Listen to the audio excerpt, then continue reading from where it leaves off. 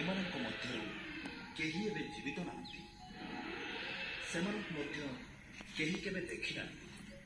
ବିବର୍ତ୍ତନର ମୁହୂର୍ତ୍ତ ସବୁକୁ ସ୍ୱଚକ୍ଷୁରେ ଦେଖିବା।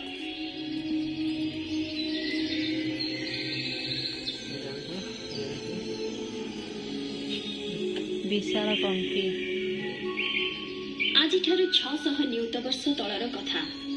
जनजीवन शून्य प्रकांड पृथ्वीटा थिला नीरव एवं निस्पंद। आग्नेयगिरिगुड़िक अग्नि उद्गीरण करी दिग्बलय को धूमायित करथिले एवं उल्का माने आकाशर बक्ष चिरी दुरंत छिपि जाउथिले। बिजुली घन घन चमकी उठुला। सेमानकर चिराचरित तरल जलराशि दुनिया को त्याग करी पदा को बाहरी आसिले।